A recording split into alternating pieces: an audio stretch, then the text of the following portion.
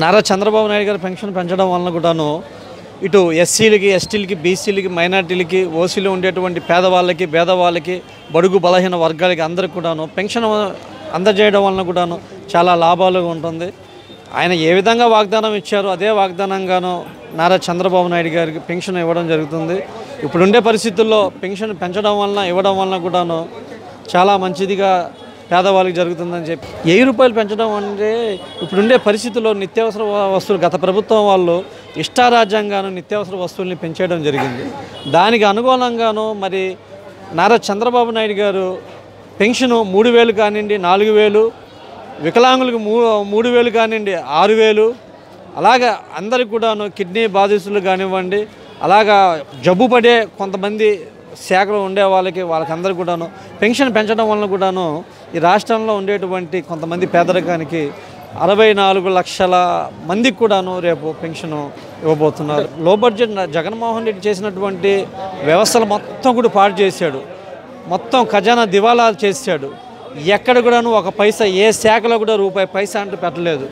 నారా చంద్రబాబు నాయుడు గారు ఆయన ఒక మంచి మేధావి కనుక ఈ పేదవాళ్ళకి, భేదవాళ్ళకి సామాజిక పెన్షన్ ఎవరికి ఎలాగ ఇవ్వాలో ఆయనకు తెలుసు కనుక ఎక్కడి నుండి తీసుకుని వస్తారో మరి ఎక్కడి నుండే తీసుకుని వచ్చి వీళ్ళకి పెన్షన్ తప్పకుండా ఇస్తారని చెప్పి నేను తెలియజేస్తాను. 7000 అంటే చాలా హర్షించదగ్గ విషయం. నారా చంద్రబాబు నాయుడు గారు ఎన్నికల్లో వాగ్దానం ఇచ్చారు, మేము ఇస్తామని. ఆ వాగ్దానం నిలబెట్టుకోవడానికి కూడాను ఇస్తున్నారు కనుక అందరూ కూడాను ప్రజలందరూ, రాష్ట్ర ప్రజలందరూ కూడాను హర్షిస్తున్నారు. ఎందుకంటే నిత్యావసర వస్తువులు పెరిగిపోయింది. జగన్మోహన్ రెడ్డి పాలనలో కూడాను ప్రతిదానికి కూడాను కరెంటు బిల్లే కానివ్వండి, చెత్త పన్ను అన్నీ కూడాను పెంచేసి ఉన్నారు.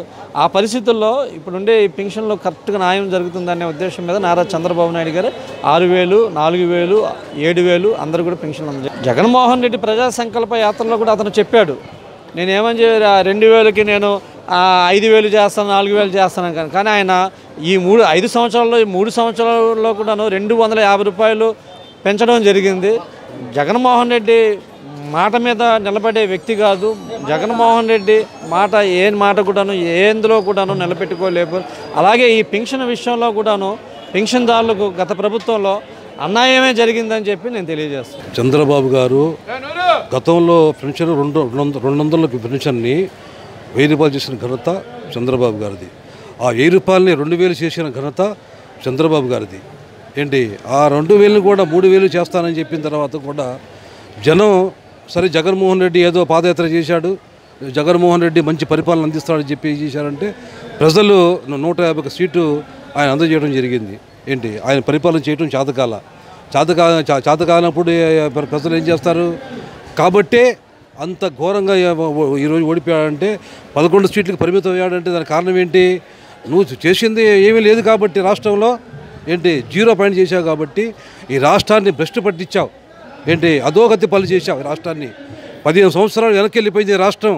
ఏంటి నువ్వు మొత్తం బట్టను నొక్కుకుండా వెళ్ళి ఏంటి లక్షల కోట్లు అప్పు చేశావు. ఆ అప్పు భారాన్ని ఎవరు మోస్తారండి? అంతా ఆయన 1000 రూపాయలు పెంచడం కోసం 5 సంవత్సరాలు పట్టింది. ఏంటి సంవత్సరానికి 250 రూపాయలు పెంచాడు. ఏంటి చంద్రబాబు గారు ఒక్కసారే 4000 రూపాయలు, 3000ని 1000 రూపాయలు ఒక్కసారి పెంచాడు ఆయన. అది కాకుండా ఏప్రిల్, మే, జూన్ ఈ 3 నెలలు 1000 రూపాయలు చొప్పున ఈ 3000, ఈ 4000 మొత్తం పెండింగ్ కూడా మొత్తం 7000 రూపాయలు ఇచ్చేశారు. కూడా ప్రతి ఒక్కరికి కూడా 7000 రూపాయలు రావడం జరుగుతూ ఉంది. ఒకేసారి 60 లక్షల మందికి ఇవ్వటం అనేది అది అసలు జరగని పని. అది జరగని పని జరిపించే నాయకుడే చంద్రబాబు నాయుడు గారు. ఈ రాష్ట్రంలో నువ్వు ఎలాగిస్తావు పెన్షన్లు అంటావు? ఈ రాష్ట్రంలో నువ్వు అభివృద్ధి చేయడం చేతగల ఒక్క ఇండస్ట్రీ రాలా. ఏంటి నీకు భయపడి వెళ్ళిపోయారు, వచ్చిన వాళ్ళు కూడా వెళ్ళిపోయారు. ఇప్పుడు మళ్ళీ చంద్రబాబు గారు మళ్ళీ ఏంటి అందరినీ పిలుస్తున్నారు, అందరూ వస్తున్నారు. ఈ రాష్ట్రంలో పెట్టుబడులు పెడతారు, ఇండస్ట్రీస్ కడతారు, మన పిల్లలకి ఉద్యోగాలు దొరుకుతాయి, ఈ రాష్ట్రం అభివృద్ధి పథకాలు గెలుస్తాయి. కూటమి పాలన బ్రహ్మాండంగా ఉంది. నమ్మారు కాబట్టే 160 సీట్లు 124 సీట్లు వచ్చినాయి. అంటే కూటమి నమ్మారు కాబట్టి ప్రజలు ఓట్లు వేశారు.